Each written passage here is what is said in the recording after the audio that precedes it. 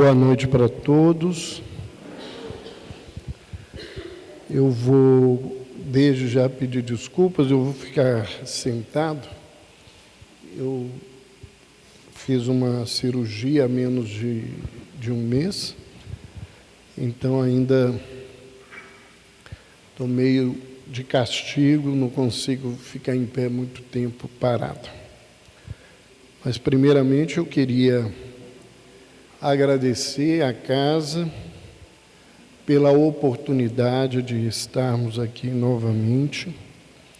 Eu conversava há pouco com o Sérgio, descobri que dia 10 a casa fez 13 anos e dia 14 fazem 13 anos que eu estive falando pela primeira vez na casa. Então, para a gente é uma alegria participar desse momento, desse instante.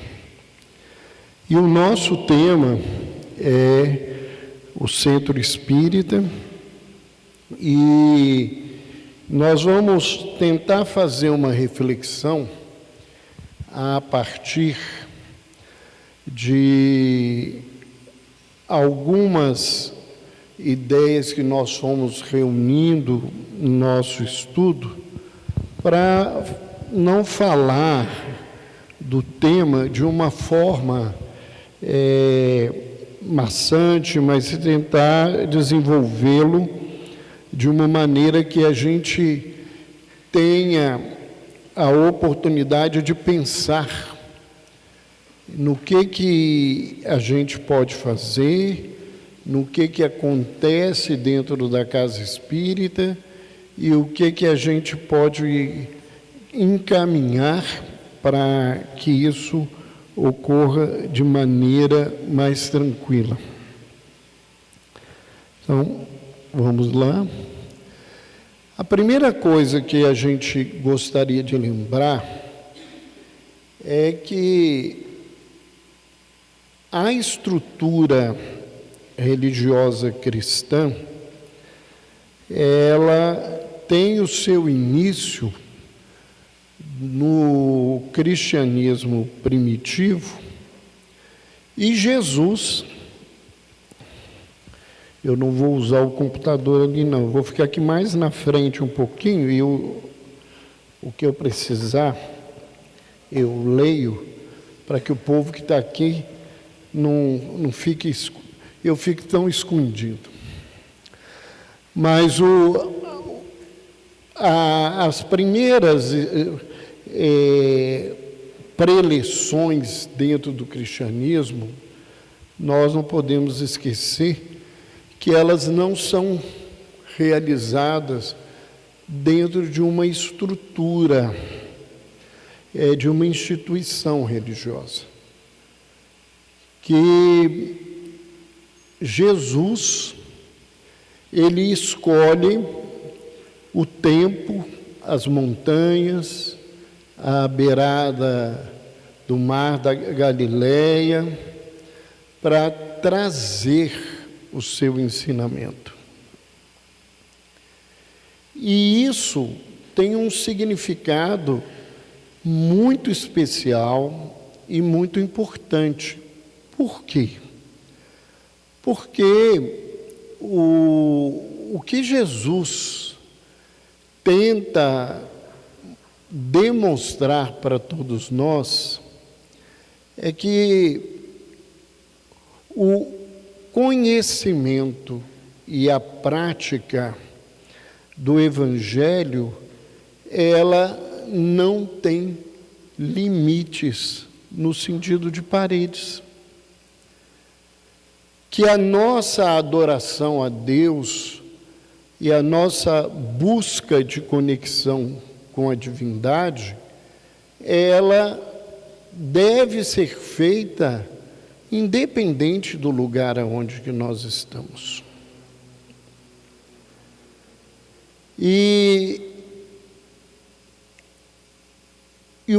Nós vamos, na continuidade, lembrar que uma casa espírita, uma instituição religiosa, ela só tem significado real para cada um de nós se a gente adentra esse lugar e a gente se propõe a conectar com a proposta do lugar.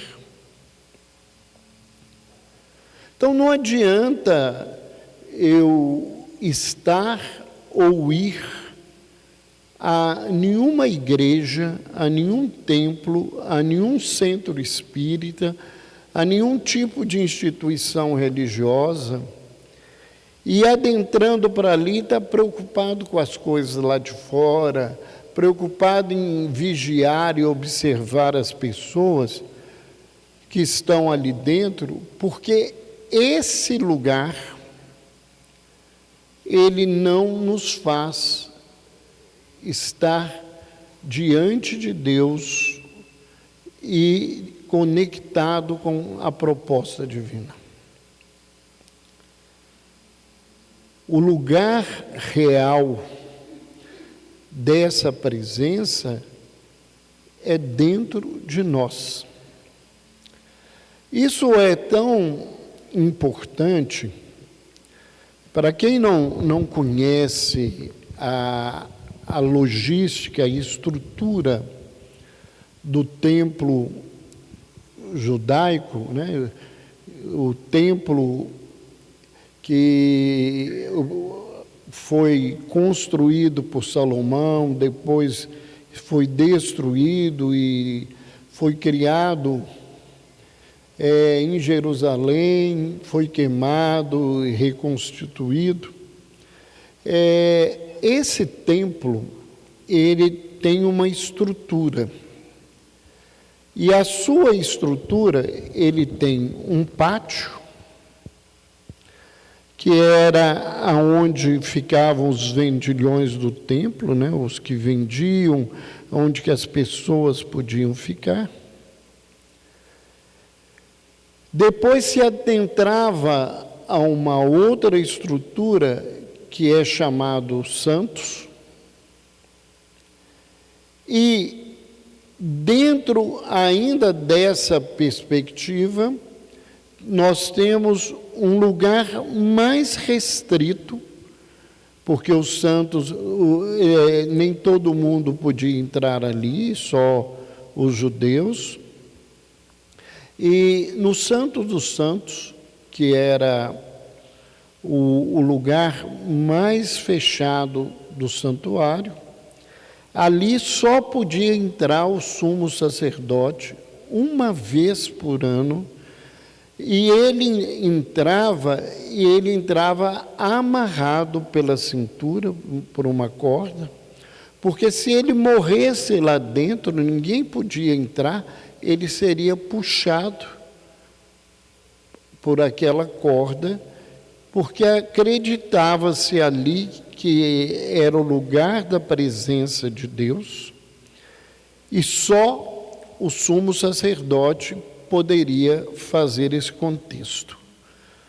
Quando Jesus é crucificado, o evangelista Marcos relata uma coisa bastante interessante, é que logo depois que Jesus expira, né, que o corpo dele para na crucificação, na hora nona, aconteceu várias coisas naquela região, e o véu que fechava os santos dos santos, separava ele de toda a estrutura, ele rasgou de cima para baixo. Eu desafio a qualquer um de vocês rasgarem uma cortina de cima para baixo. A gente não consegue fazer isso. Mas o que isso tem de significado? O que isso é importante para o nosso tema? É que a mensagem diz que a proposta de Jesus, que se reafirma naquele momento, de abrir todos os espaços para que qualquer um de nós possa ter contato direto com a divindade. Que nós não precisamos de nenhum intermediário entre nós e Deus. Então, nós precisamos entrar numa casa como uma casa espírita e usar dos nossos recursos para se conectar com o mundo espiritual superior, para se conectar com a presença de Deus nas nossas vidas. É muito comum as pessoas falarem assim: mas eu vou à igreja e não resolve nada. Eu vou no centro espírita, não acontece nada para mim. A grande maioria das pessoas vive essa experiência. E quando eles falam isso, eles não estão falando mentira. É uma verdade. Eles vão e não acontece nada. Sabe por quê? Porque eles vão, ou a gente vai, esperando que o mundo espiritual, que Jesus, que Deus Pai, vá resolver os nossos problemas, sem nenhum movimento interno de transformação. Então, se eu faço esse movimento, eu não tenho nenhuma sintonia com o que está acontecendo ali. Então eu entro e saio, não sinto nada, não acontece nada e a minha vida não muda. Então nós vamos ver que o que faz com que uma casa como a casa de Jesus de Nazaré e tantas outros templos terem sentido é a postura em que eu me coloco quando eu estou ali dentro. Então, tudo que nós vamos conversar aqui só tem sentido se a gente se colocar numa posição de receber, de louvor, de glória, de gratidão. A gente é pedinte, mas a gente não é comumente grato e nem disponível para servir.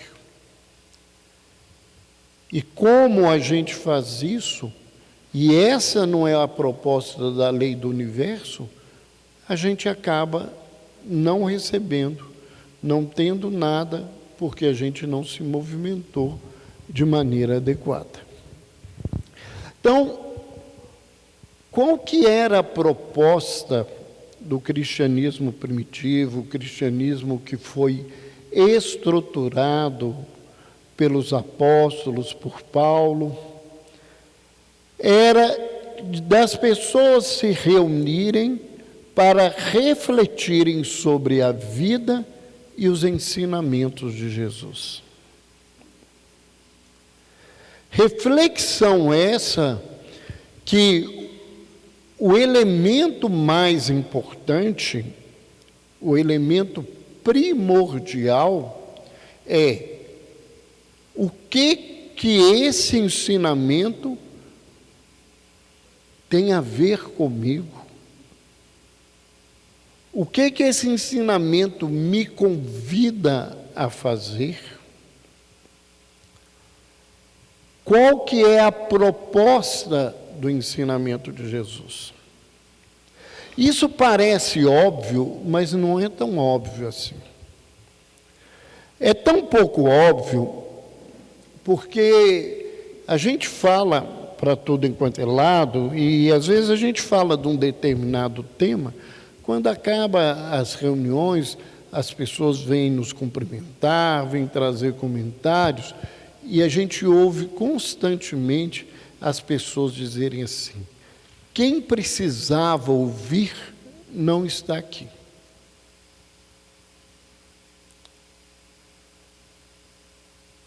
Se a gente pensa isso, se a gente fala isso, a gente não entendeu o que está acontecendo naquele lugar. Porque o ensinamento é para mim, não é para o outro que está ausente. Ah, mas o outro que está ausente precisa, mas eu também preciso. E não é a proposta do Evangelho de Jesus da gente ficar apontando o dedo para a ferida dos outros. A proposta é a gente perceber qual que é a nossa dor, que nome que essa dor tem e o que eu posso fazer para mudar essa dor, para usar essa dor para que eu seja uma pessoa melhor, uma criatura mais digna da vida que eu recebi e uma criatura que está verdadeiramente se propondo a mudar a sua caminhada. Outra questão importante desse protótipo de uma estrutura religiosa cristã que a gente precisa entender é que nessas comunidades, religiosas, havia um objetivo de fortalecer os vínculos com o mundo espiritual, em especial com Jesus e os seus discípulos. E aí vem uma pergunta: que vínculos que a gente está criando quando a gente participa de uma comunidade religiosa? O que a gente está fazendo? Como que nós estamos convivendo? O que eu estou ofertando para as pessoas que frequentam a mesma reunião que eu vou, que participam do mesmo grupo que eu participo, que sentam ao meu lado todas as semanas para assistir uma palestra e que às vezes eu nem cumprimento, nem dou bom dia, nem boa tarde, nem boa noite, não pergunto como está, não pergunto o que a gente pode ajudá-lo. Ah, mas isso é intrometer da vida dos outros? Não, isso é papel de fraternidade. Esse é um papel daquele que se propõe a ser cristão. Ah, mas eu vim aqui porque eu preciso. Mas até quem precisa tem alguma coisa na vida para dar, para oferecer ao outro. Nem que seja um sorriso, nem que seja uma palavra amiga, confortadora, um aperto de mão, Isso é fundamental dentro do propósito que uma casa espírita deve atender. Essas comunidades serviam como possibilidade de solucionar dúvidas e aprimorar os conhecimentos.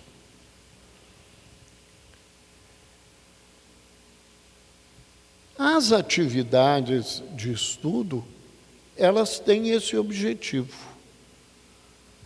Mas é importante que as pessoas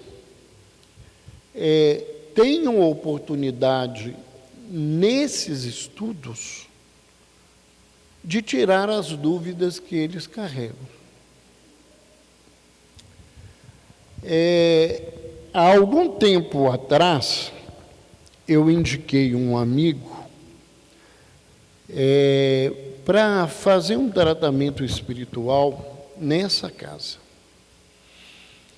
E ele já tinha ido a outros grupos, poucos grupos, porque ele não é espírita. E quando ele veio aqui, ele voltou conversando comigo, encantado com o acolhimento e muito satisfeito, porque ele teve a oportunidade de perguntar as dúvidas dele para serem esclarecidas.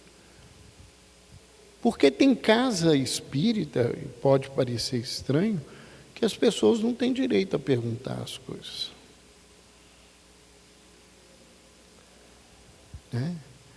Tem atitudes que eles falam que é de recolhimento, de introspecção religiosa, que eu acho que resvala muito mais a falta de educação e ao moralismo intenso do que uma verdade.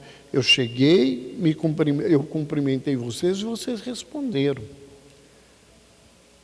Uma vez eu fui convidado a falar numa casa espírita, que o salão ficava muito cheio, e eu nunca tinha ido lá.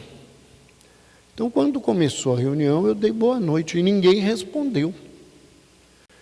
E quem me conhece sabe que eu às vezes brinco, eu falo assim, será que está todo mundo dormindo? E repeti boa noite e as pessoas me responderam boa noite. Alguns meses depois, uma pessoa dentro do meu consultório me informou uma coisa que eu não sabia, né? Eu já devo ter feito tanto isso com os outros em outras vidas, expulsado os outros dos lugares, que eu fui considerado uma pessoa que não deveria ser convidada a voltar a casa, porque com o meu falar e as pessoas responderem, eu atrapalhei a vibração espiritual da casa. Não sabia que ela era tão frágil que uma boa noite de educação pudesse atrapalhar a vibração de uma casa espiritual. Então, eu acho que a gente tem que pensar que isso também é importante. E o cristianismo primitivo, ele reunia as pessoas para que as pessoas pudessem encontrar naqueles grupos força e coragem para continuar as suas lutas. Eu estou trazendo essas coisas básicas para a gente pensar, né? O que eu tenho feito para ajudar e como que nós estamos atuando para oferecer isso às criaturas.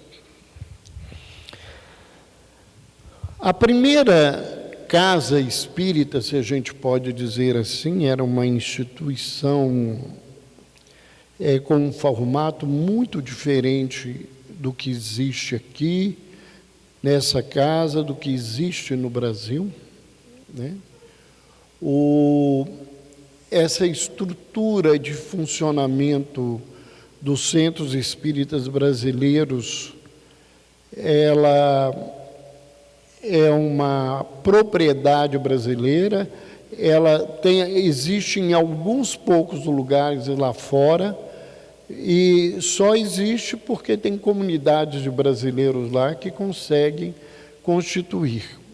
As casas ou os grupos espíritas, por exemplo, na Europa, muitas vezes eles se reúnem num lugar que eles alugam por algumas horas, porque lá tudo é muito caro.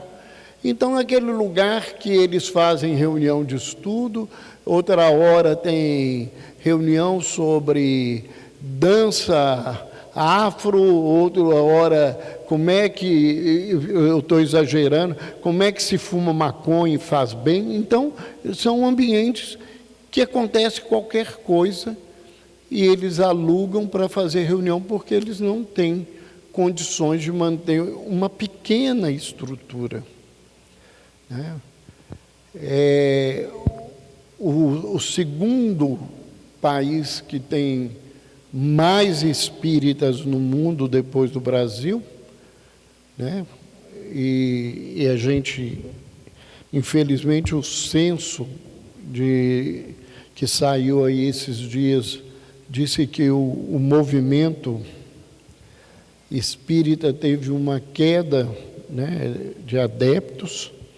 É Portugal, e ali em Portugal a gente encontra alguns grupos mais estruturados, mas eles também têm dificuldade. Então, a estrutura deles é muito diferente da nossa. A maioria delas é para estudo, e quase no próprio ambiente, às vezes eles têm um passe, nem todos eles conseguem fazer uma reunião mediúnica, porque eles não têm membros suficientes para fazer uma reunião mediúnica.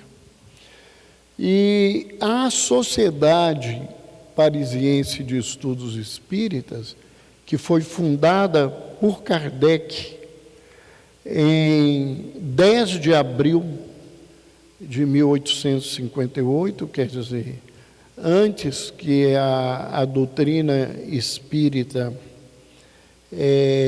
completasse um ano de existência, ela era, como aqui fala, uma sociedade de estudos, com muitas regras, com muito controle, porque para funcionar ela precisava de ordens legais. Naquele momento, a igreja ainda tinha uma força muito grande, então qualquer coisa para funcionar tinha que ser muito legal, senão eles poderiam destituir a autorização de funcionamento.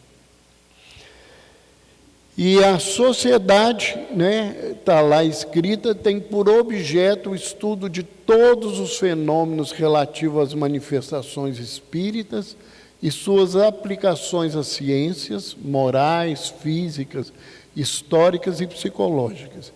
E nesse item da fundação, a continuidade, ele diz: as questões políticas de controvérsia religiosa e de economia social aí são proibidas.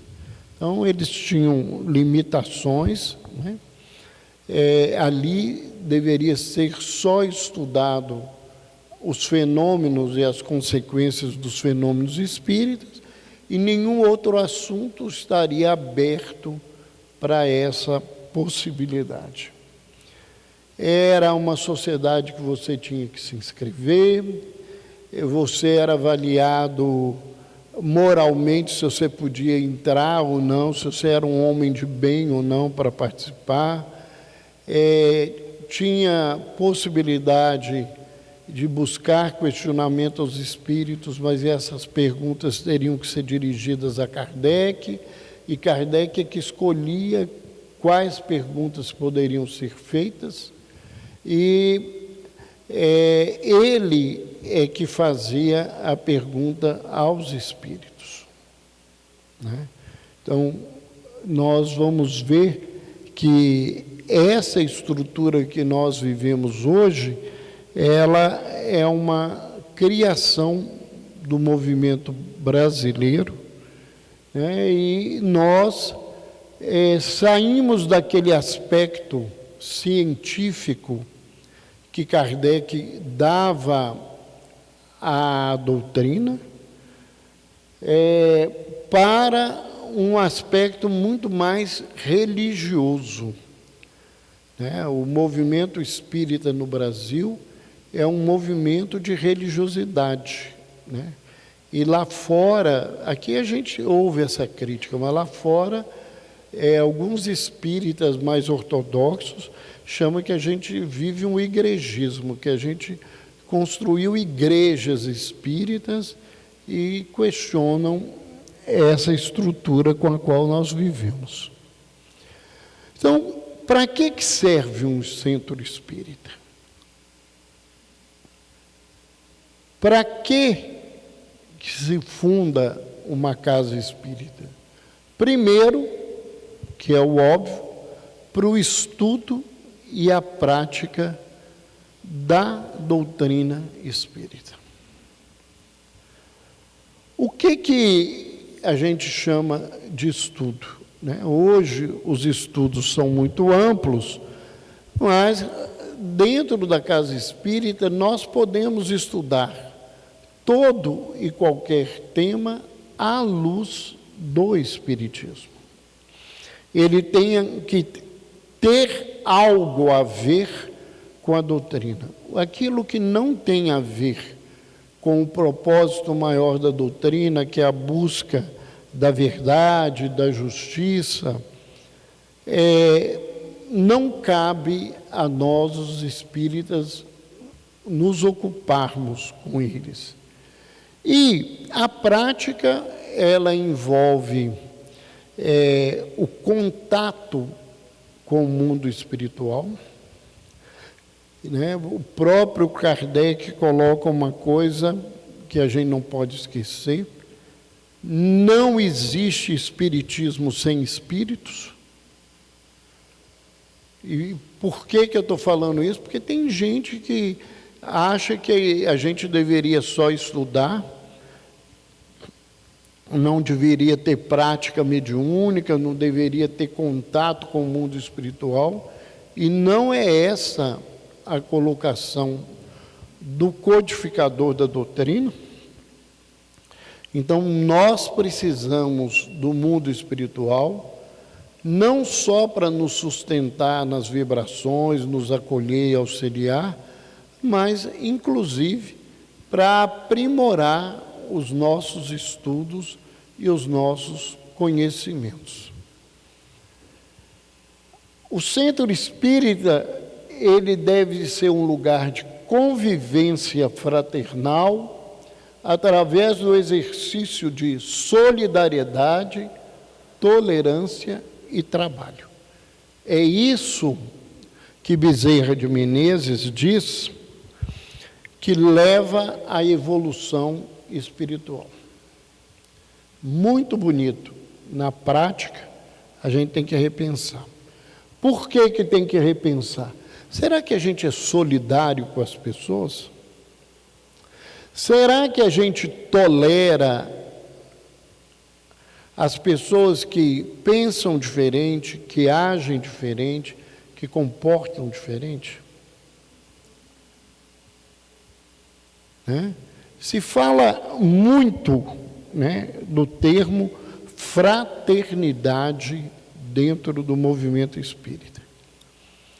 Mas a gente vê centro espírita disputando com centro espírita, lideranças espíritas falando mal de outras pessoas do movimento, críticas desrespeitosas às determinadas casas. Aonde está a nossa solidariedade? Aonde está a nossa tolerância?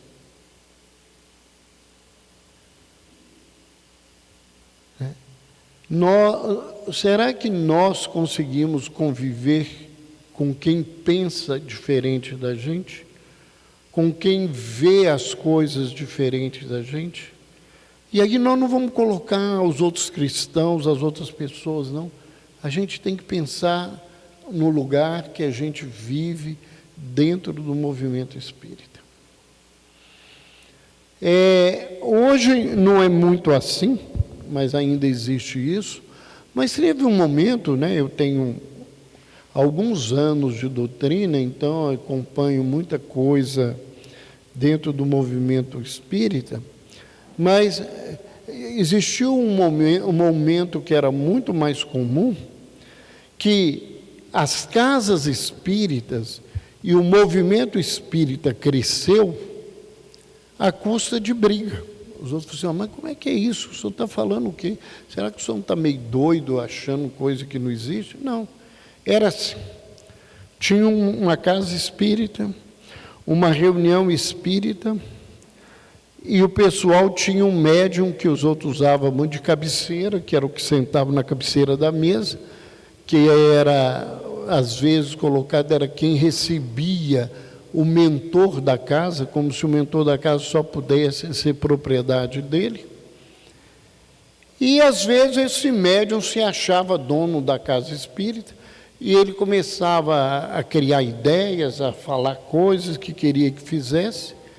O povo começava a questionar, a criticar, a levantar. O que ele fazia? Ele saía daquela casa e ia fundava outra casa espírita, para a casa espírita funcionar do jeito que ele queria. Será que esse movimento que acontece assim, ele está embasado em solidariedade e tolerância?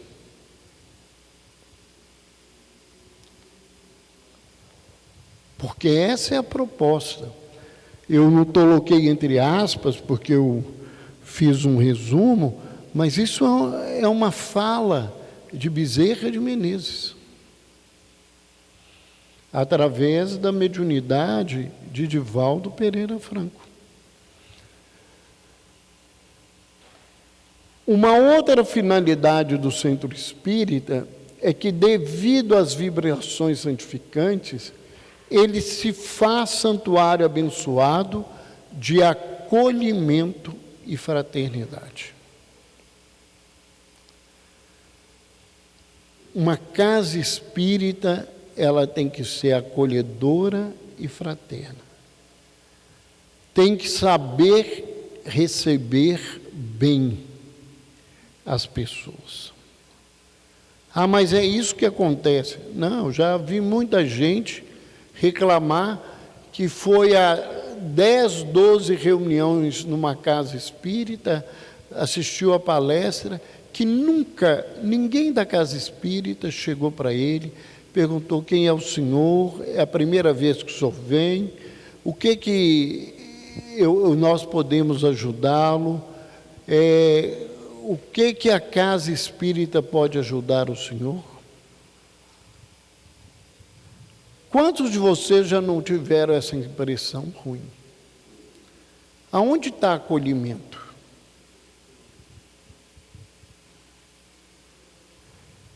Eu me lembro, muito jovem, de ter frequentado uma reunião durante um tempo, um bom tempo, que eu tenho certeza que nenhum dos coordenadores da reunião, não era uma reunião nem no salão grande, nem com tantas pessoas, que ele não sabia se eu era verde, azul, se eu era ET, se eu tinha vindo de Marte, de Júpiter, não sabia meu nome, nada na vida.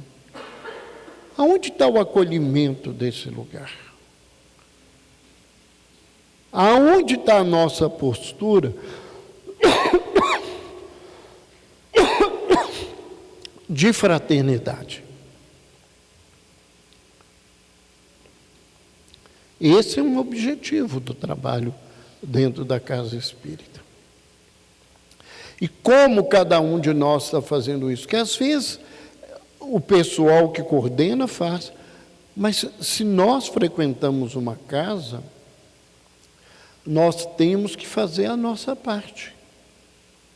Nós temos que oferecer o nosso quinhão. O centro espírita é um hospital para os doentes do corpo e da alma.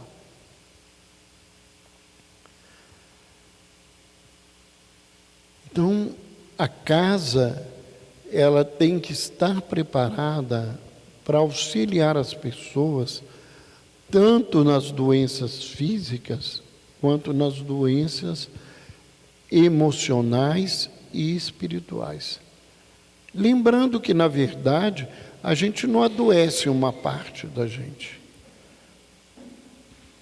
A gente adoece o todo. Quem está com uma gripe, ele está irritado, incomodado por causa da tosse, ele está angustiado, e às vezes, na sua pouca fé, ele questiona Deus, questiona um monte de coisa. Então, a gente adoece do todo. Essa questão de querer separar quem é que está obsediado e quem é que tem uma doença física, isso é uma síndrome que eu chamo, eu que criei esse termo, que a gente tem, que é a síndrome do açougueiro. A gente fica dividindo os pedaços da coisa, né? Hoje tem muitas áreas da medicina que tem síndrome do açougueiro, né? Você vai na ortopedia, tem ortopedista que trata de um joelho, tem um ortopedista que trata do tornozelo, outro do cotovelo, do ombro, né? Eu falo que só falta assim, um do tornozelo direito, outro do tornozelo esquerdo. É síndrome de açougueiro, de esquartejador. Mas a gente, na doutrina espírita, as pessoas, então a gente que é médico, ouve muitos outros falando assim, isso é doença ou isso é obsessão? Todo mundo que está doente, e se ele está desequilibrado emocionalmente, ele está aberto à ação espiritual. Não tem essa separação.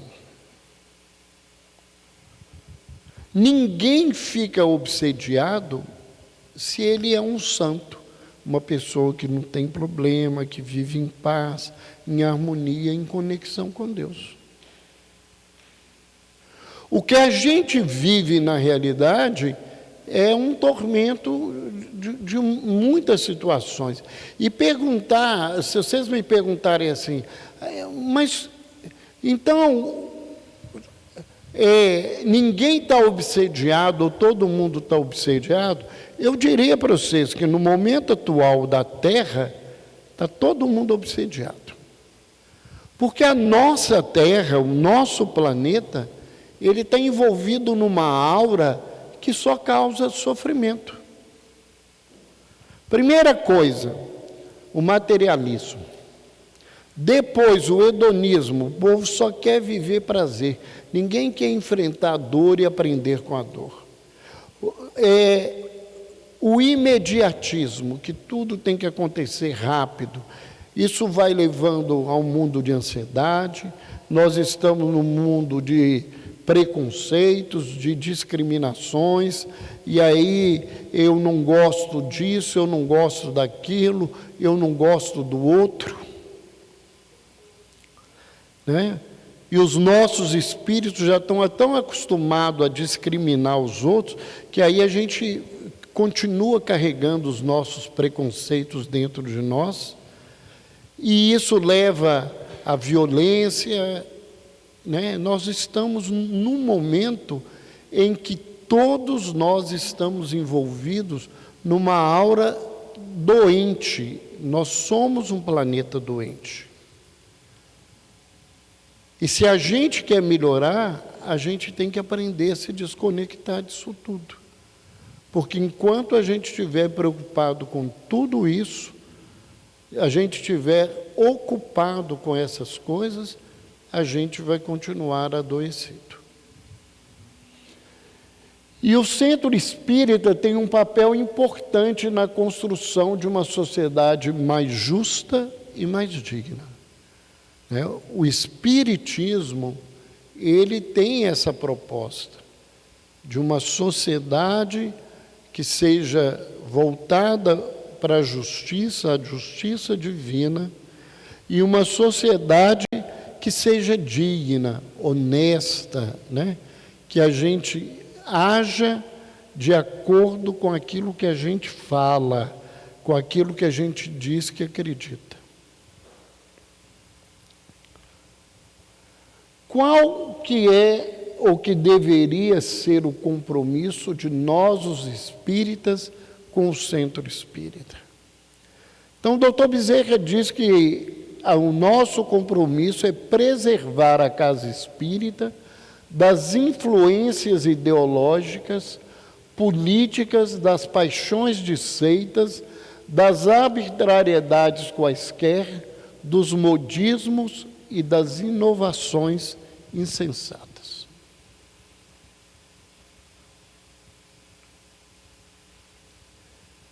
Será que é isso que a gente está vendo? As religiões viraram palcos de partidários, um é a favor disso, outro é a favor daquilo, colocações que são extremamente complicadas, e doutor Bezerra nos convida a pensar nisso. Então, qual que é a importância do centro espírita? É se fazer escola de formação espiritual e moral, isso é acolhimento, é orientação, é amparo. A casa espírita deve ser um núcleo de estudos, de fraternidade, de oração e trabalho. Isso não significa que a gente tem que concordar com tudo, que todo mundo tem que pensar igual, mas a gente tem que respeitar o pensamento do outro e tratar o outro com dignidade da mesma forma que a gente quer nesse processo. Nós temos que ter como base filosófica o Espiritismo, e nesse contexto, a nossa maior base é o Livro dos Espíritos, que deve ser algo a ser estudado por todos aqueles que frequentam a casa espírita, e a melhor forma é estudar na casa espírita, porque a gente precisa de alguém que tenha maior conhecimento, alguém que tenha maior capacidade para nos esclarecer, porque estudar o Livro dos Espíritos sozinho é correr o risco da gente não entender muita coisa ali dentro. E nós temos que ter como base moral o Evangelho de Jesus. E, nesse sentido, o Evangelho segundo o Espiritismo vem atender esse processo. Quando Kardec, por orientação dos Espíritos, estrutura o Evangelho segundo o Espiritismo, ele teve a preocupação, de lembrar que o Evangelho de Jesus, o Novo Testamento, ele tem 3 partes. A parte histórica, que não é muito boa da gente contar, porque as coisas lá são misturadas no tempo. Os milagres e a doutrina moral de Jesus. E, sabiamente, Kardec não resolveu estudar nem a história de Jesus, nem os milagres de Jesus e as promessas, as premonições de Jesus. Por quê? Porque isso é um campo que abre a controvérsia.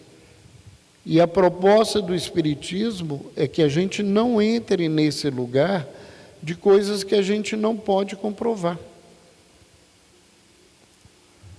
Muita coisa que muita gente ainda acha que é verdade no Novo Testamento, por exemplo, do ponto de vista histórico, os maiores teólogos, os maiores estudiosos do Novo Testamento no mundo, sejam eles católicos, sejam eles protestantes, sejam eles não religiosos, ateus ou agnósticos, todos eles, por exemplo, concordam e têm certeza que Jesus não nasceu em Belém. E há toda uma explicação por quê. E isso muda o contexto de Jesus? Não. Só para dar um exemplo, mas Kardec não quis se ocupar com isso. Porque ele entendeu que o importante que Jesus veio fazer aqui foi nos ensinar a sua doutrina e exemplificar a caridade, o amor ao próximo. A gente tem que entender que o centro espírita é um local de oportunidade para desenvolver, exercitar o aprimoramento íntimo através do estudo, do trabalho, da orientação, da assistência espiritual e da assistência social. Então, tudo que existe na casa espírita, ele tem uma função. E essa função é fazer com que eu me melhore. A gente precisa entender isso. O Carlos Barcelli conta num livro, Embaixo do Abacateiro, ele conta uma passagem do Chico, voltando no dia 31 de dezembro para casa, depois de terem feito o culto de final de ano novo, com os necessitados, e aquele grupo ia passar com ele o Réveillon, né? E normalmente era um momento de estudo, de contato com ele, de às vezes conversar. Eu nunca tive lá em Uberaba, mas eu tive uma oportunidade de umas 3 vezes em Pedro Leopoldo ter a felicidade de passar com ele o Ano Novo. E o Chico veio dizendo para eles: eu temo desencarnar e ver a minha ficha no mundo espiritual. E aí o pessoal falou assim: Chico, como é que você fala isso, Chico? Você fez tanta coisa boa para os outros. Eu não fiz nada. Mas, Chico, olha os livros não são meus, são dos espíritos. E as obras que se fizeram, foi às custas da bondade dos espíritos, da misericórdia divina. E eles tentando, idolatrá-lo, e ele tentando cortar, e até que no final ele vira e repete: eu temo desencarnar e ver a minha ficha espiritual, porque eu sei que a única e grande missão que eu recebi foi voltar melhor do que eu cheguei. E a proposta que o Espiritismo nos faz, e a Casa Espírita nos faz, é da gente, cada vez que entrar aqui, sair daqui melhor do que nós chegamos. Esse é o propósito. É isso que nós temos que buscar, né? E para isso o Centro Espírita é um recanto de paz, de ordem, de respeito mútuo, de harmonia, de evitar divergências dirigidas pela emocionalidade e de superar os interesses pessoais. Vencer os egos, né? E para a gente... tem jeito de voltar? Porque acho que eu tirei. Volta para mim, é o último. Você fez a mesma coisa que eu. Achei que eu era o único espírito de porco que estava aqui, mas já tem um na frente e outro atrás. Não tem problema. A última, isso. Eu trouxe algumas reflexões evangélicas para a gente pensar nas atividades do Centro Espírita. Na primeira epístola aos Coríntios, no capítulo 9, versículo 16, Paulo diz: o amor não se alegra com injustiça, mas se alegra com a verdade. Tudo sofre, tudo crê, tudo espera, tudo suporta. Se a gente trabalha com amor, a gente tem que lembrar disso. A gente, não se alegra com injustiça. E a gente deve buscar as coisas verdadeiras. Mas, se a gente ama, a gente tem que ter clareza que a gente sofre, que a gente tem que crer, esperar e suportar. Por que isso? Porque a dor, nessa dimensão que nós estamos vivendo, ela é uma mestra fundamental para a nossa vida. É ela que nos alerta e nos faz modificar nessa caminhada. Em Gálatas, no capítulo 6, versículo 2, Paulo diz assim: carreguem o peso um dos outros, assim vocês cumprirão a lei do Cristo. Então, se a gente é uma comunidade, a gente precisa ajudar os outros. A gente precisa ajudar um ao outro. Todo mundo que está aqui tem problemas, tem dificuldades, tem limitações. E a gente precisa entender isso, não como uma curiosidade para fazer fofoca, mas por uma disponibilidade de ajudar as pessoas que estão ao nosso lado. Na primeira epístola de João, ele fala no capítulo 4, no versículo 18, que aquele que não ama não conhece a Deus, porque Deus é amor. A casa espírita deveria ser uma manifestação do amor de Deus em favor de todas as criaturas. Felizmente, muitas são, mas a gente precisa aprimorar isso.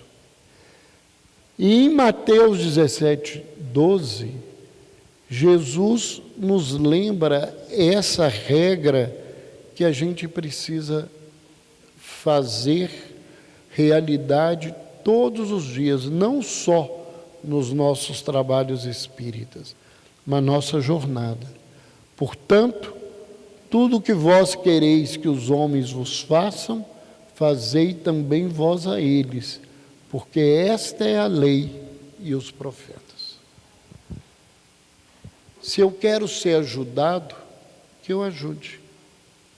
Que eu quero ser escutado, que eu aprenda a escutar. Que eu quero esclarecer as minhas dúvidas, que eu tenha disponibilidade de esclarecer as pessoas que conhecem menos, que estão procurando alguma resposta. É esse o propósito, é esse o lugar da casa espírita, é esse o papel de todos nós, e a gente precisa pensar desse modo. Então, eu procurei fazer o estudo dentro do meu propósito de vida já há alguns anos. Hoje, a minha preocupação não é de ensinar ninguém espiritismo, nem o Evangelho de Jesus. Fazer esse trabalho é uma oportunidade de eu ouvir mais uma vez, de eu estudar mais uma vez, e eu perguntar a mim, o que eu faço de especial? Como Jesus pergunta, que fazeis de especial? Porque é isso que vão nos perguntar do lado de lá, quando a gente desencarnar. Muita gente está preocupado com os erros que fizeram. Mas eu tenho certeza que a misericórdia divina, ela é pedagógica. Ela não fica ocupada com os erros como a gente do lado de cá fica apontando o dedo para os erros dos outros. A pergunta mais importante é essa: o que fazeis de especial?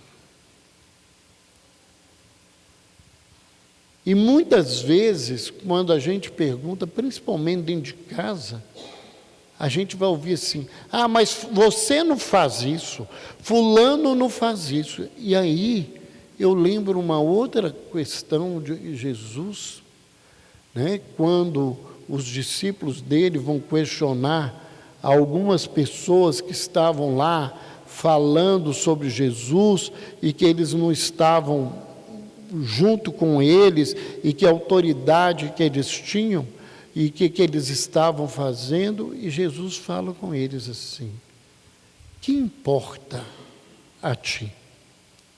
Segue-me tu. A gente continua preocupado com a vida dos outros, preocupado com as atitudes dos outros.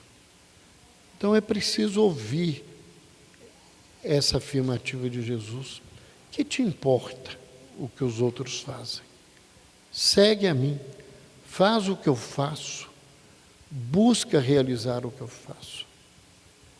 Que a gente possa fazer do nosso trabalho dentro da casa espírita, porque a casa espírita não são as paredes, não são os móveis. A casa espírita somos nós.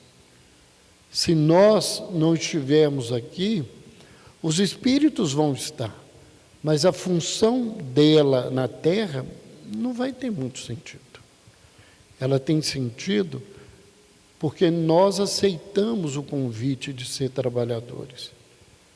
E se a gente é trabalhador, a gente tem que seguir numa linguagem empresarial a cultura corporativa, a cultura do lugar, a cultura de quem comanda, a cultura de quem é dono. E o verdadeiro dono disso tudo aqui é Deus. E quem comanda todo esse processo é Jesus.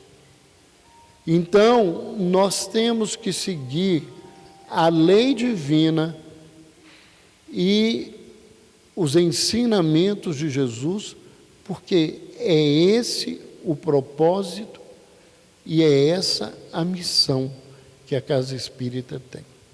Muito obrigado. Eu vou passar a palavra para a Rosângela. Agradeço a vocês aí a paciência, a atenção. Desejo a todos vocês, ao saírem daqui, ao retornarem para os seus lares, que vocês possam retornar em paz e harmonia. Que assim seja.